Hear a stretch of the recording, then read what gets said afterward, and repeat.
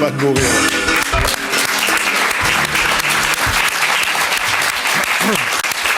Mesdames, messieurs, bonjour. Bienvenue dans Zigzag Café. Comme je le dis toujours, ces applaudissements vous sont offerts par 42 femmes paysannes de Combremont, plus un homme, c'est le chauffeur du car qui les a amenés jusque-là. Je voudrais juste que, par exemple, petit test, on va vous demander à vous autres, est-ce que vous avez regardé les 2 premières émissions? Vous levez la main. Les trois premières. Allez, 3. Bon. Est-ce que vous pensez, par exemple, que Patricia Mottet mérite quelques applaudissements? Allez. Ouais, c'est cool. C'était vraiment pour la mettre tout de suite à l'aise et dans le bain. En début d'émission, après ça va plus. Hein. Non, je dois vous passer un commentaire qu'elles m'ont fait en arrivant. Elles m'ont dit qu'elles étaient contentes de venir à la télévision, ça nous en sommes ravis. Et qu'elles étaient plus particulièrement contentes de venir à Zigzag parce que vous étiez là. Voilà, c'est transmis. C'est gentil, ce que je voulais rappeler naturellement, c'est le sens de cette semaine. C'est à la fois le trajet fait par Patricia à travers la Suisse, 63 jours, beaucoup de kilomètres pour rappeler qu'il y avait des situations sur lesquelles nous reviendrons aujourd'hui, des situations pénibles dans certaines vallées valaisannes, à la suite d'avalanches qui se sont produites, on vous le rappelle, à Villa, à La Sage, à Borsa, à La Tour. Et puis, quand une avalanche se produit, ça, c'est des photos qui nous ont été envoyées par monsieur Noël Louis. Regardez, ça, c'est un très, très beau chalet. Ça, c'était juste avant février. Et puis, voilà, ce que l'on voit aujourd'hui, c'est après février. Et c'est dire que pour lui, aujourd'hui encore, et pour toutes sortes de raisons sur lesquelles on reviendra, eh bien, son chalet n'est toujours pas reconstruit. Voilà.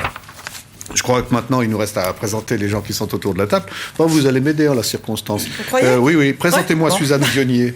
Alors, Suzanne Vionnier, c'est une amie moutonnière qui habite La Sage, avec qui j'ai beaucoup de plaisir à avoir des contacts, puis de temps en temps aller boire un petit café le matin.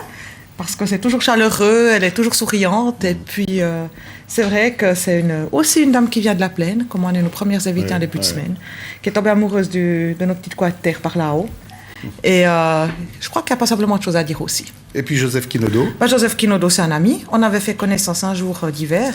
J'étais en train de tempêter contre une botte de foin que je devais monter à l'écurie avec mes chevaux. Puis il est gentiment venu avec la voiture, il a chargé la botte de foin. Et puis ça s'est fini, je crois bien, derrière un verre de blanc. Ou même une bouteille, je crois. Et l'éleveur de vaches, la race des reins, il a eu passablement de dégâts aussi suite aux avalanches au niveau des maillets. Alors, on va revenir tout au cours de cette émission parce que vous avez été d'abord très nombreux à nous suivre, très nombreux à nous poser des questions. On tâchera d'y répondre tout au cours de ces 50 minutes. Mais Alex, une première séquence. C'est une séquence qui date du début de l'été. Elle se passe à 2 pas de chez vous, enfin en altitude. Elle se passe à l'alpage de Cotterre, au moment du combat des rennes, non pas pour le public touristique, mais pour les besoins de l'équilibre de la race et de l'organisation de l'été. Et surtout, elle se passe juste au-dessous des Mayens de Cotterre qui ont été touchés, dont une bonne partie n'est pas reconstruite aujourd'hui. Et il y a une dame, vous allez voir, qui est l'épicière de Villa, qui est là sur place, qui a observé la sortie des vaches juste avant le combat des rennes et qui s'est rendu compte que les vaches aussi ne se comportaient plus tout à fait de la même manière, qu'elles semblaient être très surprises de ce qu'elles découvraient là. Donc les hommes sont désemparés, mais les vaches de la race des reins aussi. Elles ont regardé avec beaucoup de désespoir, semblait-il, et en passant devant leur étable, elles ont bromé très fort. C'était très triste.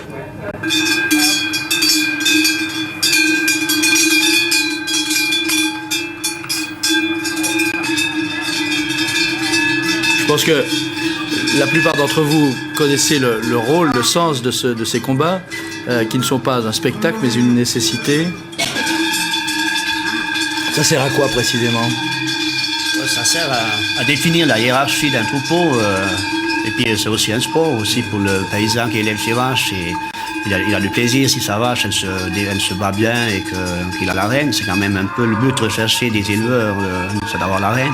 Quand tout à l'heure on a dit que les vaches avaient eu comme une sorte de tristesse en voyant certains abris qui étaient détruits. On fait de l'anthropomorphisme ou on est vraiment sérieux? Non, je pense que c'est tout à fait juste parce que les vaches, elles reconnaissent parce que là-bas, chaque propriétaire de vache a son petit étable et les vaches, elles se reconnaissent dans leur étable d'une année à l'autre. Là, elles arrivent là, il n'y a plus d'étable, elles regardent, elles nous parlent pas, mais c'est tout comme. On voit sur elles qu'elles ne sont pas comme d'habitude. D'accord, Patricia? Tout à fait. Je crois que le problème se pose un peu avec tous les animaux, que ce soit un cheval ou que ce soit une vache. C'est vrai qu'ils ont leurs habitudes. Il ne faut jamais oublier que pour un animal, autant la vache que le cheval, c'est des animaux quand même qui sont des bêtes chassées anciennement par les grands prédateurs. Et pour eux, l'étable, ça représente le lieu où ils sont en sécurité. Donc c'est vrai que là, je pense qu'elles se sentaient complètement désécurisées, elles ne savaient plus où aller, elles n'avaient plus de toit.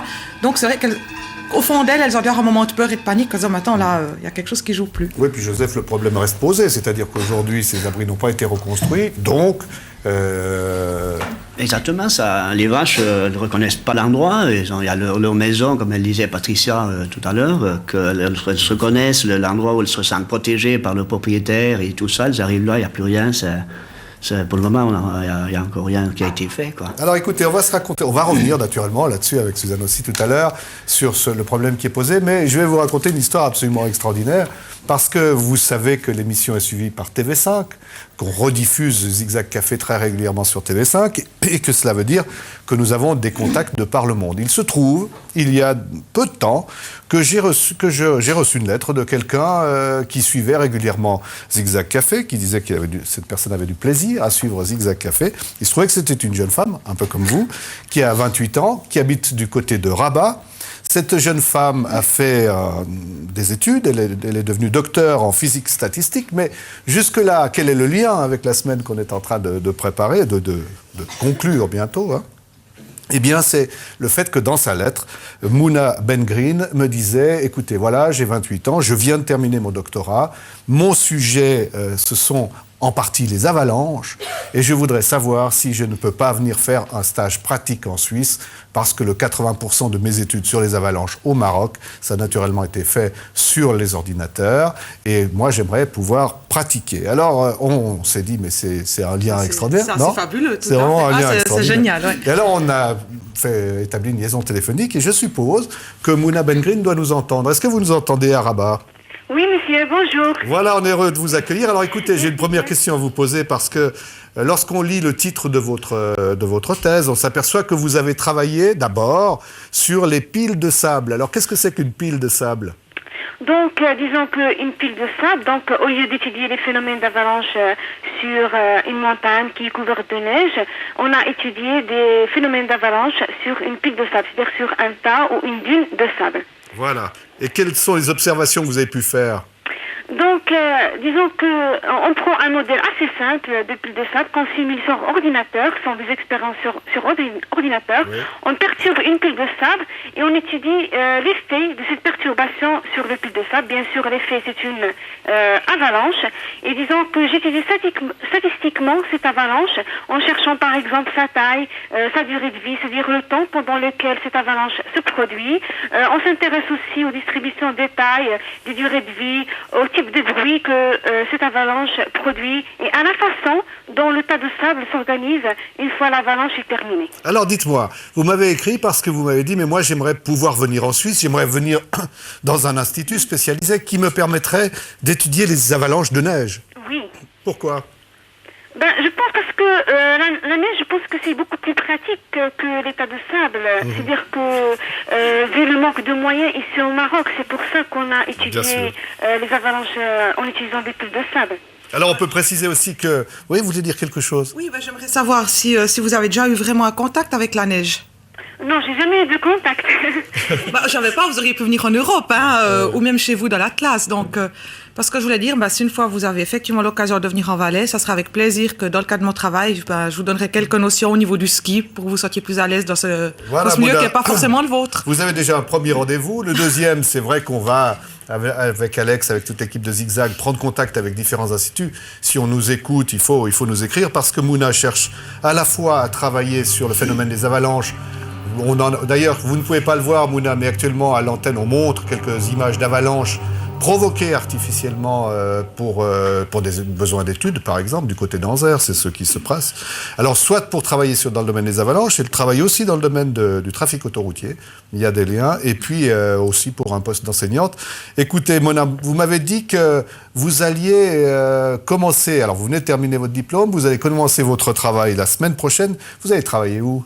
Oui, donc je vais travailler dans une administration qui n'a rien à voir avec ma formation scientifique, mais disons que je suis obligée, je suis tout à fait obligée d'accepter ce travail, mais c'est-à-dire que s'il y a une possibilité à l'étranger, en particulier en Suisse, qui va me permettre de continuer mes recherches, soit dans les phénomènes d'avalanche, soit dans les trafics autoroutiers, je serai très heureuse. D'accord. Alors vous avez bien entendu une toute petite dernière question quand même, parce que vous suivez régulièrement Zigzag Café à Rabat ?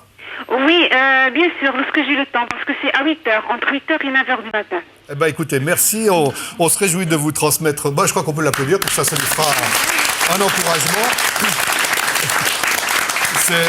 Alors, on rappelle qu'elle s'appelle Mouna Ben-Green, qu'il faut nous téléphoner, il faut nous écrire à nous, 708 99 00, ou l'adresse de la télévision suisse romande. On lui fera parvenir le courrier. On essaiera de trouver une solution. En tout cas, je trouve que c'est une histoire qui est assez extraordinaire, non ? Je trouve que c'est absolument génial. Et puis que quelqu'un d'aussi loin puisse s'intéresser aux phénomènes qui se passent dans les Alpes.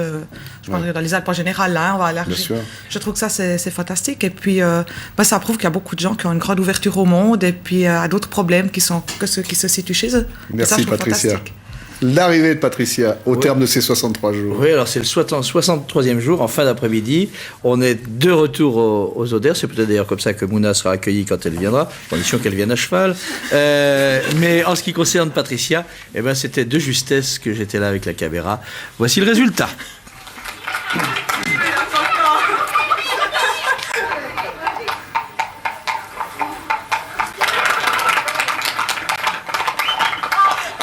Alors, sachez-le, l'homme à la rose qui n'arrive pas à s'approcher de Lakota, c'est notre confrère. C'est notre confrère du Nouvelliste qui a remplacé la plume par la rose. Monsieur Pichon.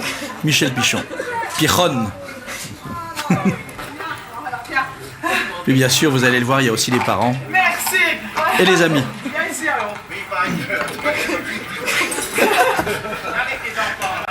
Impression de la presse internationale. Ah bien, j'aurais aimé vous confier l'impression qui était la nôtre il y a 2 jours, à la limite du canton de Vaud et du Valais, mon cher Alex, quand nous avons rencontré Thierry Lang dit Titi, pianiste de jazz, et Raymond Cour dit Momon, qui ont fait la fête avec nous et avec Patricia dans un champ.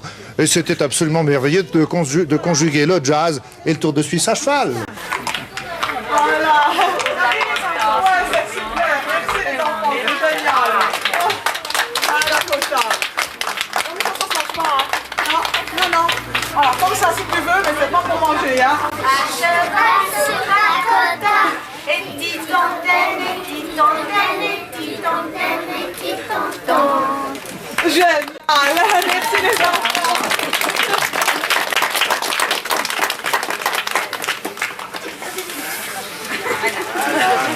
Tu crois que c'est bien de faire le Tour de Suisse à cheval comme ça? Non. Non? Pourquoi? Tu crois que c'est dangereux? Non. On savait Patricia capable de le mener ce périple à bien, mais il est vrai que mener un cheval sur 2500 km sans aucun pépin, en plus avoir 2 chiens dont un à mi-parcours a été rapatrié pour raison de grossesse, et finalement c'est aujourd'hui que la chienne a mis bas, aujourd'hui à 8h30. On est content qu'elle soit de retour et puis que tout soit bien allé. Puis on est quand même un peu ému, hein, on est certes son résultat. Ça fait toujours plaisir quand on a quelqu'un qui fait un petit peu des exploits comme ça, parce que c'est quand même un vrai exploit qu'elle a fait. Ouais, super. C'est tout. J'étais pratiquement sûre, ouais. Comme je la connais, j'étais sûre d'elle. Notre village, les Oders, qui est un petit village, donc a le privilège d'accueillir une fois l'arrivée du Tour de Suisse. Donc c'est le Tour de Suisse à cheval. Bravo.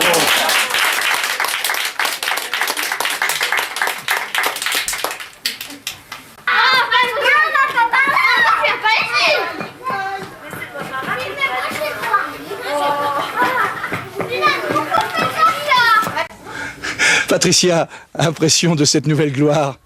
Oh gloire, ça j'en sais trop rien. Mais en tout cas, c'est super sympa. Et puis c'est vrai que ça fait chaud au cœur de retrouver tous ses amis et d'être reçu comme ça. C'est vrai que ça c'est vraiment génial parce que quand on rentre chez soi, il y a la fin du voyage, il y a la reprise d'une vie normale, puis quelque part ça fait un peu peur quand même. Parce que c'est un sacré cassure de rythme. Alors c'est vrai que là, ça me donne confiance pour reprendre le collier. Oui, je crois qu'il faut tout de même rappeler à qui revient la gloire, parce que Patricia a dû faire quelque chose comme 300 ou 400 km à pied. Le reste du temps, elle était en selle, alors que la pauvre Lakota, elle, a fait 2400 à 2500 km. D'autre part, c'est vrai que Patricia s'apprête à écrire un livre, à faire des conférences, à être un peu partout. Lakota n'a même pas été invitée sur ce plateau. Elle n'est pas autorisée, elle n'a en tout cas pas trouvé d'éditeur. Enfin bon, tout ça pour vous dire que moi, cette situation me semble tout à fait quasiment inacceptable, et je ne serais pas surpris que Lakota ait un petit coup de dépression nerveuse, là, non, Patricia? Cher Alex, je dirais quand même que vous aviez eu l'intention d'inviter Lakota sur le plateau, mais j'ai crié un petit peu au secours. Parce que vous imaginez, ici, Lakota, ils sont mis au milieu de toutes ces charmantes dames. Oui, moi pas du tout. Les chiens, eux, sont toujours là, il n'y a pas de problème, ils sont sous la table. Par contre, le petit coup de déprime, c'est vrai, il faut quand même dire une chose. Lakota, bon, elle était très très contente d'arriver aux Odeurs. En fait, quand j'attendais l'arrivée d'Alex impatiemment, n'est-ce pas? Le relief était un peu escarpé. Oui. Ben, en fait, la jument, depuis le moment où elle a reconnu, donc depuis le village de la Nage jusqu'aux Odeurs, elle a voulu tirer des galops parce qu'elle était contente d'arriver. Par contre, surprise, quand elle arrive à l'écurie, ben, évidemment, le poulain et l'autre vieux cheval qui lui accompagnait n'étaient pas là. Je vais les récupérer en fin de semaine. Et la jument, elle a carrément eu un coup de blues. Et bon, je ne sais pas comment elle se comportait avec Suzanne, vu que c'est elle qui s'en occupe pendant que j'étais ici à Genève. Mais personnellement, quand j'approchais, elle couchait les oreilles et elle me montrait nettement sa désapprobation. Bon, on va aller voir où elle se trouve. Hein. Elle se trouve chez vous? Oui. Racontez-nous où c'est chez vous. Alors, c'est une écurie à Saint-Christophe où j'ai les moutons. Et puis, ces jours-ci, alors, j'ai Lakota. Oui. Qui est parmi les moutons. Dites-moi, elle paraît, cette jument, avoir un certain caractère quand même. Oui, mais elle va très bien. Je crois qu'elle s'est vraiment bien attachée aux moutons. Ouais. Elle court avec les moutons dans le parc. Tout se passe très bien. Ouais. On voit l'image d'ailleurs là de Patricia qui va rendre une première visite à l'écurie. Voilà. C'est chez vous donc, voilà, Suzanne, hein? À Saint-Christophe. Ouais. À Saint-Christophe. Saint-Christophe, c'est donc la bosse qui se trouve dans le village de la Sage, avec la petite chapelle blanche. Oui. Ah ben non, poubelle cette fois.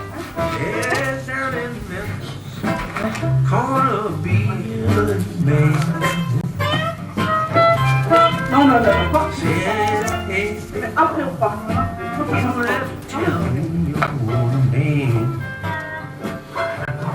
J'ai l'impression, Patricia, qu'elle a envie de repartir là. Oui, elle est toujours repartante. Je crois que vous savez, un cheval, c'est quand même un animal qui est fait pour le mouvement. La pire des choses, je crois qu'il puisse arriver à un cheval, c'est presque dommage qu'Alban soit plus sur le plateau, mais je crois que la pire des choses, c'est d'être effectivement fermé 23 heures sur 24 dans un manège et de ne pas avoir une vie de cheval. Je crois que le mouvement, la liberté, être confronté aux éléments naturels, c'est une vraie vie pour un cheval. Et regardez quand on est... Voilà. Bah oui, dites donc. La pauvreté, c'est pas le truc d'un cheval. Hein. Alors Suzanne Vionnier, expliquez-nous, parce qu'on a vu le cheval chez vous, et vous nous disiez tout à l'heure que vous aviez un certain nombre de moutons. Alors vous avez été photographe, vous êtes venu vous installer dans la région. Exactement. C'est une passion, le mouton? Alors oui, c'est une passion. Ah ouais. C'est la première chose, c'est une passion. Un plaisir et tout, et puis... oui. Et qu'est-ce qu'il faut apprendre pour garder Alors écoutez, moi j'ai appris vraiment sur le tas, avec les paysans du coin qui m'ont donné des coups de main quand j'avais vraiment des problèmes. Et puis ça s'est toujours assez bien passé dans l'ensemble. Ouais. Quels sont les principaux soucis que vous donnent vos moutons? Alors c'est la période de l'agnellage, quand il y en a une qui est malade, mais autrement dans l'ensemble ça va très bien. Alors là on voit que vous avez un âne, c'est contre le loup, alors c'est ça? Non, on pourrait dire que c'est contre le loup actuellement, mais moi ça fait déjà 10 ans que je l'ai avec mes moutons. C'était aussi par plaisir. Bien sûr. Joseph, un petit commentaire sur ces gens qui viennent de la ville et qui s'occupent de moutons. Moi, je trouve que Suzanne s'est adaptée tout de suite, qu'elle n'a pas eu beaucoup besoin de lui expliquer de choses. Elle a été tout de suite dans le bain, comme on dit. Et puis, alors, j'ai juste un commentaire sur parce qu'on a parlé du loup. Le loup, c'est normal qu'un éleveur de moutons soit un peu traumatisé quand il voit ces agneaux qui sont déchiquetés, qui sont même pas morts, des fois qu'il doit les achever. Et puis, c'est des agneaux qu'il a élevés l'hiver au biberon, qui s'est appliqué et tout ça. Alors c'est normal qu'un peu que les moutonniers soient totalement contre le loup. Oui. Parce que d'ailleurs, nos ancêtres l'avaient fait disparaître, c'était pour quelque chose, je pense. Bien sûr. Ouais. Il a passé son message, là, il me semble. Très bien. Ouais. Oui, très bien. Alors, écoutez, je vous propose quand même une petite séquence. On va vous proposer une petite séquence parce que vous nous avez dit, Patricia, c'est vrai que les chevaux, finalement, on leur fait un drôle de sort. C'est 23 heures sur 24 dans un box. C'est 23 heures sur 24 seul. Et c'est vrai qu'il y a quelques années, nous sommes allés filmer du côté du Jura de vieux chevaux qui se retrouvaient, qui se retrouvaient ensemble. Et une des choses qui nous avait particulièrement frappé, c'était de voir qu'au moment où ces chevaux étaient sans box, qu'ils étaient ensemble, il se tissait entre certains d'entre eux des liens d'amitié et que les chevaux se retrouvaient par petits groupes, un peu comme vous disiez, hein, elle arrive dans l'endroit où elle doit séjourner et puis tout d'un coup il lui manque tel ou tel animal qu'elle a l'habitude de voir. Regardez. J'irais même plus loin, c'est que les chevaux en général sont par paires. Ici qu'ils retrouvent au fond la liberté, il leur arrive à eux aussi d'avoir de belles histoires d'amour ou de rencontres ou d'amitié. Bien sûr, on constate que les chevaux se sentent très à leur aise dans le troupeau et ils cherchent, quand ils arrivent, de trouver un copain ou une copine. Quelquefois, ça dure un certain temps, mais quand un couple existe ou un groupe de 2 ou 3, ça dure, ça dure, ça dure. Ils ne se quittent plus jusqu'à la mort. Et quand la mort arrive de l'un d'entre eux, qu'est-ce qui se passe? Ils sont irrités 1 jour, 2 jours, ceux qui restent, mais ils oublient très vite. C'est aussi une sagesse qui est dans la nature. Et ils cherchent très vite un nouveau copain. Naturellement, s'ils sont 3 ou 4, si quelqu'un est perdu, peut-être s'approche un nouveau ou non. Mais ils ont besoin d'un copain. Un cheval ne veut pas être seul. Ce n'est pas bon pour les hommes d'être seuls et ce n'est pas bon pour les chevaux d'être seuls. Voilà, c'est un très beau témoignage d'homme qui s'occupait de cette région que vous connaissez. Là, oui, bien sûr, bien sûr. Et qui a disparu aujourd'hui. Mais c'est vrai. Hein, Mais c'est même le gros problème de la randonnée, en fait. C'est que quand on part avec un cheval, on n'a qu'une seule monture. Et le problème, c'est de garder le moral de son cheval. Parce qu'en fait, à la limite, c'est même à nous, bon, c'est peut-être un petit peu idiot ce que je vais dire, mais c'est pratiquement à nous de devenir le chef de troupeau. Donc, de parler cheval, entre guillemets. Hein. Mais et ça, c'est, à mon avis, la plus grosse problématique de la randonnée équestre. Joseph, vous êtes d'accord? Oui, je pense que c'est ça, parce que les animaux, surtout les chevaux, ils sont épris de liberté, mais pas seuls, ils restent jamais seuls, ils sont toujours en bande, et je pense que quelque part, oui, ils s'ennuient, comme on dit. Et les comportements des moutons, c'est exactement la même chose. Un mouton, vous ne pouvez pas garder un mouton tout seul, il faut les garder en groupe. Oui, mais alors eux, c'est des grands groupes, on dit... on pourrait garder une dizaine, ou bien 6-7, ça va déjà. Mais est-ce qu'ils se forment des petits groupes à l'intérieur du troupeau? Parce qu'on a l'habitude de se dire, un mouton passe, tous les moutons suivent. Alors, en principe, oui, mais les moutons d'un propriétaire resteront toujours groupés un peu ensemble. C'est extraordinaire. Alors écoutez, on va revenir quand même hein, sur les questions d'avalanche et sur les problèmes qui se posent. Parce que les gens nous ont téléphoné. D'abord, la première question qui se posait, c'est est-ce qu'il y a réellement besoin aujourd'hui de réunir des fonds pour donner un coup de main dans la vallée? Alors peut-être Joseph, vous pouvez nous expliquer ça. Oui, moi je pense qu'il y a un urgent besoin pour que les gens ne soient pas obligés de quitter la région. Parce que moi je parle en tant qu'agriculteur, j'ai beaucoup de bétail et j'ai mes 2 Mariens qui ont été emportés par l'avalanche.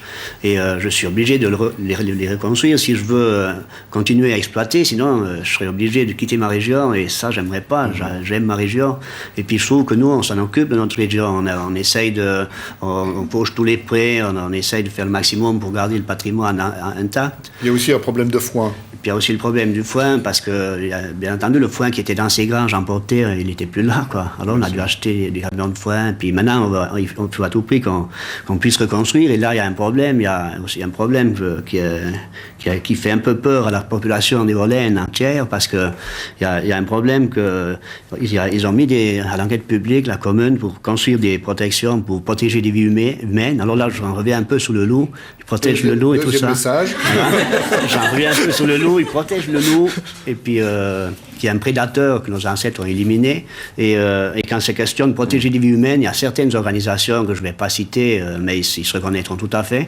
Il y a certaines organisations qui mettent opposition quand c'est question de protéger les vies humaines. C'est là que le problème se pose, quoi. D'accord. Vous êtes au courant de ces oppositions. Il s'agit oui, j'en ai pris connaissance à Irolo. D'une dune, au fond, hein, de construire une dune pour empêcher que... Une digue, dune, ça c'est pour Mouna.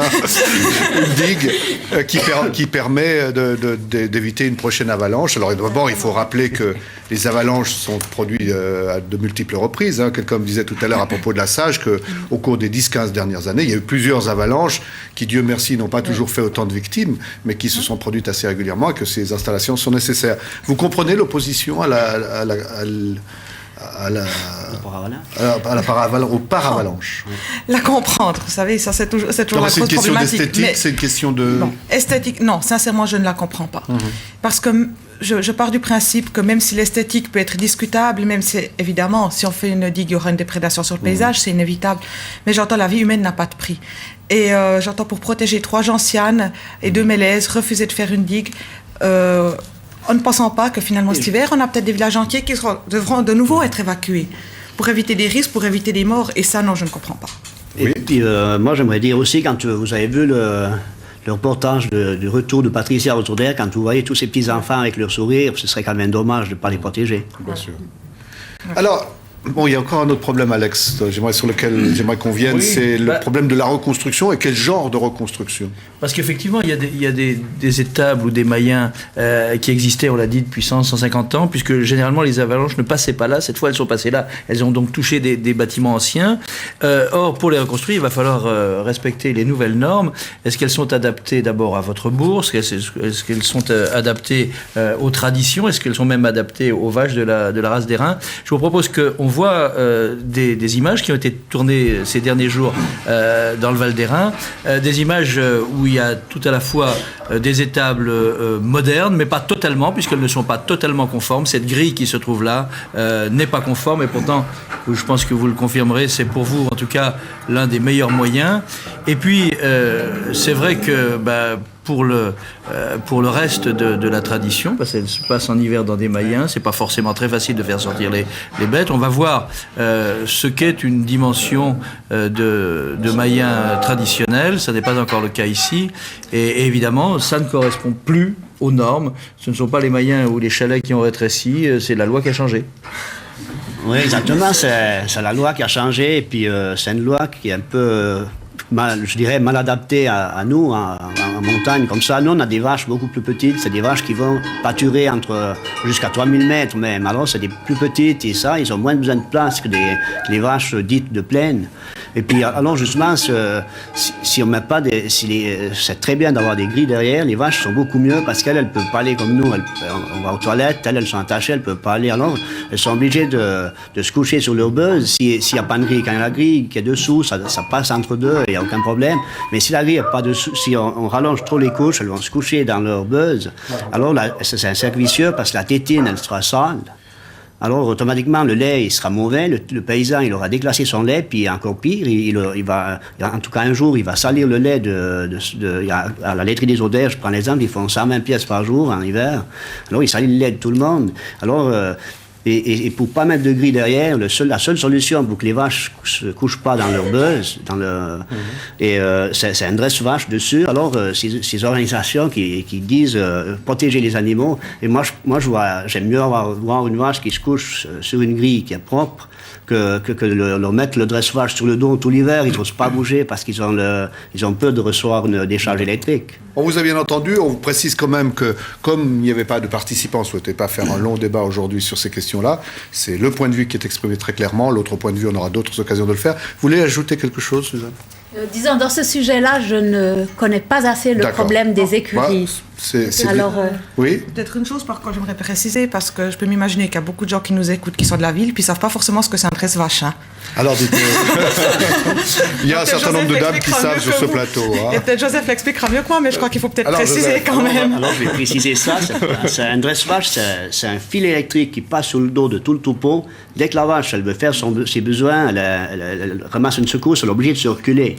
Alors, je pense que c'est pas ça le but pour ceux qui aiment les animaux. Nous, on les aime. Merci de vos témoignages. Moi, j'aimerais maintenant, on va entrer dans une autre partie qui est, vous l'avez dit, le cheval arrive, bon, le voyage est terminé, puis c'est un tout petit peu dur. Puis on imagine bien que pour la cavalière quand même aussi, le voyage se termine, et puis à chaque fois, quel va être le nouveau projet, comment est-ce qu'on va être accueilli, comment ce qu'on raconte va être reçu.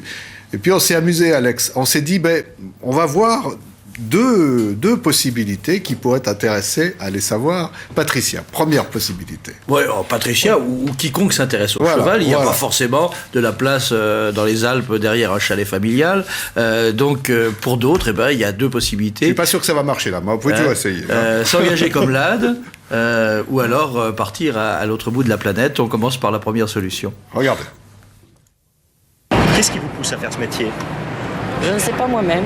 C'est une bonne question. L'inconfiance peut-être. Beaucoup de travail, on est toujours sur la route. On ne visite rien, faut pas rêver, ce n'est pas des vacances. On fait 12 heures de camion, souvent les camions sont loin des box. On doit décharger toutes les malles, tout porter nous-mêmes, et c'est très lourd. Faire tous les box, même si vous avez conduit pendant 12 heures toute la nuit, et c'est les chevaux qui passent en premier et c'est tout.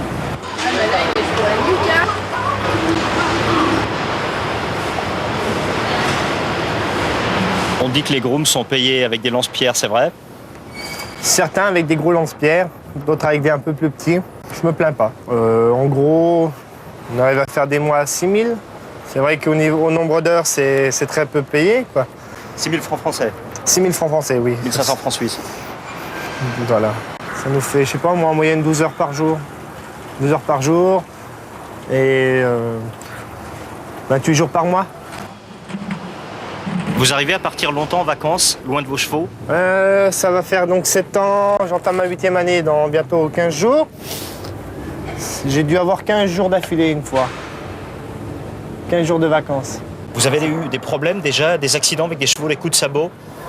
Quelques-uns, une fracture du nez, une fracture de la clavicule, les côtes, les genoux aussi. Il y a des trucs ingrats, quoi, comme dans tous les travaux, tous les jobs, quoi. Mais je pense pas qu'en étant chez Peugeot à Sochaux, à avoir tous mes week-ends, j'aurais pu voyager autant que j'ai voyagé, avoir les mêmes satisfactions de gagner des grands prix par l'intermédiaire bien sûr de Thierry, mais on s'en satisfait quand même si on reste dans l'ombre. Alors ça c'est juste avant le concours épique qui va se tenir à Genève. Mais voilà, par exemple, c'est vivre comme ce garçon là. Vous savez, je dois dire une chose, c'est que j'aurais un tout petit peu de peine. Parce qu'il y a une chose qui est ingrate, c'est que dans le métier de l'AD, et que ce soit pour le saut, ou pour le galop, ou le trot, vous vous occupez d'un cheval. Et finalement, c'est jamais vous qui êtes sur l'avant-scène. J'entends, c'est d'autres personnes qui le montent, c'est d'autres personnes qui profitent de votre travail. Parce que finalement, le cheval, s'il gagne des courses, c'est le LAD derrière qui le fait en grande partie gagner. Puis Patricia, elle supporterait de l'atmosphère, là, un peu... Et justement, pour moi, un cheval, c'est clair que je saute. C'est clair qu'en randonnée, si vraiment il y a un obstacle qui se présente, des fois, il n'y a pas vraiment le choix. Hein. Mais je pars quand même du principe qu'un cheval, à la base, n'est pas fait pour sauter des barres à 2,20 m du sol dans les puissances. C'est peut-être, je pense que dans la nature, le cheval, il est quand même assez intelligent pour dire chouette à côté, je passe tout seul, quoi. Il n'y a pas de problème. Donc, groom, ça ne marche pas. Deuxième proposition. L'âne, pardon. Oui, ou groom, bon, groom, c'est le même cheval, mais en ascenseur. Alors, deuxième possibilité, non mais c'est vrai, une possibilité qui était évoquée même par votre lointain petit cousin, là, Michel Léchaud. Oh, Michel, pas cher. Michel, ouais. Eh ben, Michel, en Camargue, qu'est-ce qu'il disait ? Je me suis arrêté en Camargue parce que c'était là et que je suis tombé amoureux du lieu. Mais en fait, ce que je voulais, c'était devenir cow-boy en Amérique. Et finalement, vous aussi, peut-être, vous y avez pensé. Ouh là, vous me titillez, hein, parce que c'est vrai que... Non, c'est vrai que les États-Unis, c'est quand même un rêve. Ça, c'est vrai. Mais bon, voilà, quoi. J'ai des animaux chez moi, et puis des animaux, ça mange tous les jours. Je sais pas si Suzanne, c'est d'accord, j'en occupais plus d'un mois. Hein. Alors, imaginez-vous que vous êtes là, regardez. Regardez ces images. On est au pied des montagnes rocheuses, non pas aux États-Unis, mais au Canada. Pour moi qui fais le métier de berger dans les alpages, ce serait pas mal de le faire à cheval, mais c'est un peu trop abrupт là. Alors là, ça consiste à trier les veaux ou les anoubles, de les séparer des mères avant de redescendre pour la vente d'un certain nombre de têtes de bétail. Et c'est un des plus grands ranchs, je vous l'ai dit, en Colombie-Britannique. Et puis alors, il y a évidemment cette possibilité, mais qui est quand même là, dans des immensités, est-ce que finalement, vous, par exemple, attaché à la tradition, vous seriez capable de tout lâcher pour une autre tradition? Moi, par exemple, quand je regarde ces images, ça me plairait bien, d'accord, mais je pense que quitter vraiment sa région carrément pour de bon, je pense que ce serait quand même deux. On est quand même attaché à l'endroit où on est né. Patricia, voilà. vous seriez partant? Oui, je crois. Ouais. Ouais. Non, il y a quand même l'appel des grands espaces. J'adore la Suisse, hein, ça c'est clair. Ouais. Mais je crois que... Mais partante, je ferai d'abord un test, parce que c'est vrai que les images, elles disent aussi ce qu'elles veulent. Ouais. J'ai un ami qui m'est très proche, qui est parti même les chevaux sont d'accord. Attendez, juste avant. Autre solution, celle-là. Ça c'est le truc qui me botte, quoi. Le barrel race, ça c'est mon truc. Alors là, on est à Medicine Hat, en Alberta. Et ça, c'est à peu près la seule discipline qui soit autorisée aux femmes. Là, vous auriez un peu de mal. Hein. Les cowgirls sont pas peu présentes chez les cowboys. Non, mais ça, c'est vrai que le barrel race, ça, c'est un truc. Faudra que je teste avec la Lakota. Vous pourriez aussi essayer le bœuf. Bull riding. Oh, Joseph. Et alors, les clowns, c'est pas pour s'amuser. Hein. Ce sont des athlètes qui protègent le cavalier. Jésus aussi, parfois d'ailleurs. Mais qui protègent le cavalier après la chute. Regardez.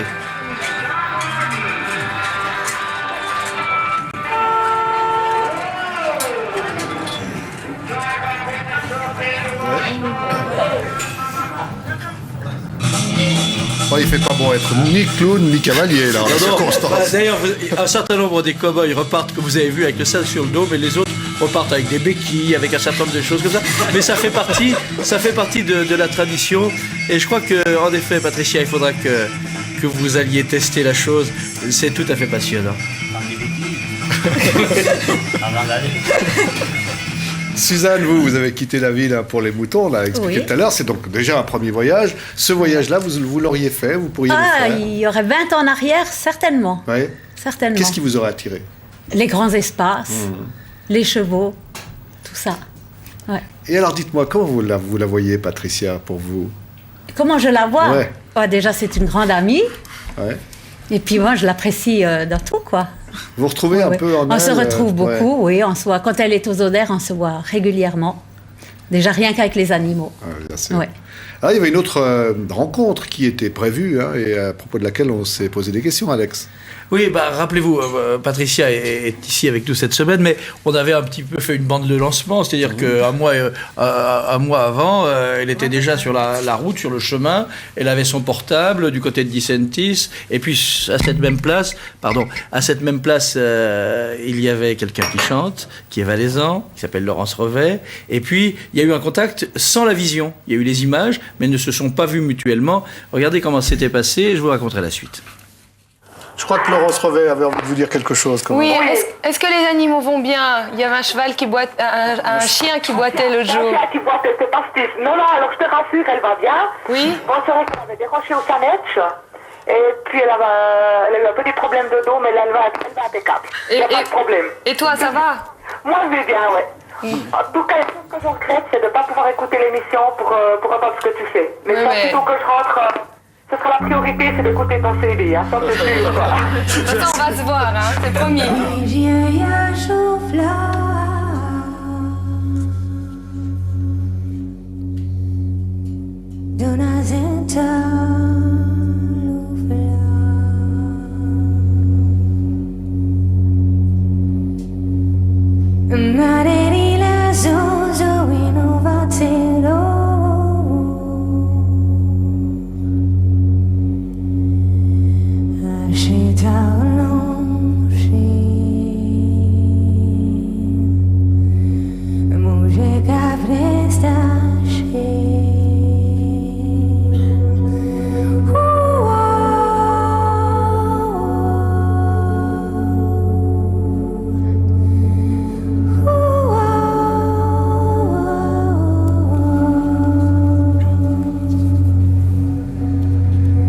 Ça, Alex, c'était en septembre.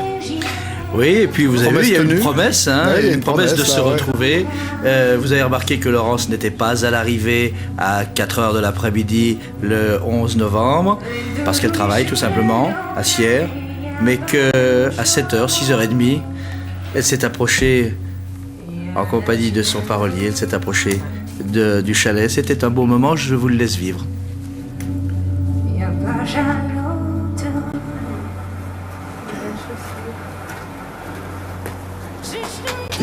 Ça me fait plaisir de te voir. Salut. Désolée, j'ai pas le temps de prendre de douche, j'ai pas le temps de me maquiller, puis j'ai encore le cheval. Oh, génial, merci, super. Merci Laurent. Ben, ça c'est ma maman, mon papa. Daniel, il garde la cabane que je ravitaille avec le cheval. D'accord. Il y a eu un petit 2 extraits. Oui. Donc j'ai trouvé super sympa que tu t'as inquiété des animaux et tout à la télé, j'ai trouvé ça génial. Oui, parce que ça fait quand même d'une trotte, vous avez fait. Ça t'a pas gêné que je t'aie tutoyé tout de suite au téléphone? Non. Non, parce qu'après coup, tu sais, moi je suis assez naturelle, puis après coup, je dis oh là là, excuse-moi, tous sur le plateau, ça veut faire quoi? Vous avez fait combien de kilomètres? J'ai pas encore calculé exactement, 2000 et 2500. Ouais, tu vois, mon Dieu. Mais c'était le moment d'arriver au bois, maintenant il commence à faire froid, et puis la semaine passée, on a encore bivouaqué au Moss, j'ai dit c'est le dernier bivouac, hein, maintenant. Ouais, parce qu'il commence à... Ben, on a bien vu qu'elle était la plus bavarde des deux. Hein. Mais là, c'est vrai que quand j'ai vu les images la première fois, c'est les premières images où on voit vraiment que je suis là, j'arrive pourquoi j'étais crevée. Hein. Là, il y a les traits qui commencent à... Quelle impression, comment s'est passée la rencontre là? Très bien. Ouais, vous étiez content? Oui, tout à fait. Bon, déjà, je m'y attendais pas. Enfin, en tout cas, pas jusqu'au dernier moment. Alex m'avait bien gardé la surprise. Et c'est vrai que je me réjouissais vraiment de rencontrer Laurence. Mais je me dis, bon, des fois, des invitations qu'on lance comme ça un petit peu au téléphone. Mais ce qui m'a fait sourire maintenant, c'est les images qui passaient pendant que j'étais en direct au téléphone. Alors qu'en fait, à Dissentis, j'étais sous une pluie battante, mouillée jusqu'aux os. Comme quoi, il faut se méfier des images. C'est ce que vous disiez tout à l'heure. Oui, on l'invite 4 jours, gentiment, je pense. Et puis, elle finit par nous critiquer. Hein. Oui. Non, mais c'est vrai, les gens se faisaient moins de soucis pour moi. Bien sûr. Alors, on va quand même revenir sur ce qui a fait la semaine. Et on vous rappelle que lundi, on avait commencé notamment avec André Fauchère, qui a écrit un ouvrage qui s'intitule Evolène, 21 février 1999, 20h27. En fait, Evolène, c'est les communes qu'on citait tout à l'heure, à savoir Villa, La Sage, Borsa et La Tour, qui ont été touchées par des avalanches. Ça a paru chez Slatkin. Et vous vouliez, nous rappeler un élément important par rapport aux avalanches? Moi, je profite parce que je suis sur le plateau, parce que peut-être beaucoup de personnes ne savent pas, et alors je profite de m'exprimer aujourd'hui. Je sens qu'il en profite, là. On est rassurés, là. Je profite, là, aujourd'hui. Dites-moi, qu'est-ce que vous voulez dire à propos des avalanches? Je trouve qu'il faut féliciter l'armée et la protection civile qui eux, c'est des organisations qui sont aidées, qui ont rendu service à la population d'Evolène. Et puis à l'agent de police de la région, tout le monde, Bernard Bagnou, tout le monde s'est aidé dans ces histoires-là. J'étais impressionné. Bruno qui nous en a parlé. J'étais impressionné par la solidarité des gens de l'endroit. Mais ce qui est dommage, pour finir l'histoire, c'est que des organisations ils mettent en position pour faire des protections. Ce qu'il faut peut-être rappeler, par ailleurs, quand même, c'est qu'une avalanche est possible lorsque, justement, l'herbe n'a pas été... Voilà, exactement, c'est tout à fait juste. Alors, j'en reviens à mon loup, comme j'ai dit avant. Troisième message. Revenons sur le loup. J'en reviens à mon loup. Cette année, par exemple, moi, je parle de l'alpage de Zaté, où je travaille comme berger en été. Et le haut de l'alpage où les vaches ne peuvent pas aller parce que c'est trop raide et trop escarpé. C'est un pâturage qui a des moutons d'habitude. Cette année, personne n'a osé mettre ses brebis là-haut. Mais quand même, l'herbe, elle va pousser, puis ce sera un toboggan pour les avalanches. Donc on en revient toujours au même... On a bien compris le message. Si jamais on n'avait pas compris, un deuxième livre, André Fauchère, Loup dans la bergerie, des harpies. On rappelle qu'on a traité ce sujet à Zigzag Café à plusieurs reprises, notamment avec Narcisse Sépet, qu'on aura sûrement l'occasion d'y revenir. Il y a aussi une chose, parce qu'il est content, il a passé 3 fois son message. C'est marqué loup et loup. Il a tout bêtement pris des notes et il biffe chaque message qu'il a réussi à faire passer. Voilà. J'ai derrière, il est très organisé. Oui, c'est vrai. Alors, écoutez, il faut expliquer aussi qu'aujourd'hui, il y a quelqu'un qui est particulièrement malheureux de ne pas être avec nous, c'est Maurice Rider. Maurice Rider, il devrait nous apporter des fleurs à offrir. Il a dit, moi j'aimerais tellement être là pour saluer Patricia parce qu'il a trouvé cette semaine épatante. Il a des raisons professionnelles qui l'empêchent d'être là. Il a chargé Alex de transmettre un message et on a chargé Alexandre de vous apporter cela. Regardez, c'est une couronne de l'Avent. Oh, merci.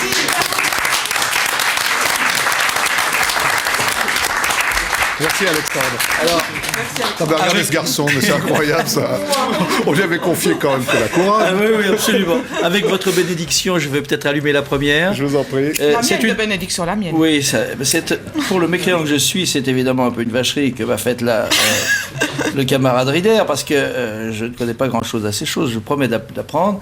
Et puis, voilà, et pour l'iconoclaste que je suis aussi, parfois, c'est difficile de faire l'envoi, si ce n'est qu'au siècle des siècles, pour nous, désormais, il y aura l'avant Patricia et l'après. Oh là là. Ça, je reconnais bien l'humour, Alex.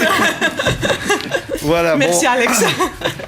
Aussi une autre chose sur laquelle j'aimerais que l'on revienne, on rappelle notre numéro de téléphone 708 99 00. Je suis sûr que parmi les téléspectateurs extrêmement nombreux cette semaine qui nous ont suivis, il y en a certains, beaucoup, qui voudraient continuer l'aventure avec vous et que vous allez publier dans les prochaines semaines un ouvrage qui s'intitule « Les empreintes de Lakota, Tour de Suisse à cheval ». Oui. Alors vous en êtes où? Parce que je vous ferai remarquer que pour l'instant, c'est complètement les pages vierges. Hein. Donc inutile pour le moment de vous ruer dans les librairies. Hein. Non, Il n'y a encore pas. À peu près quand?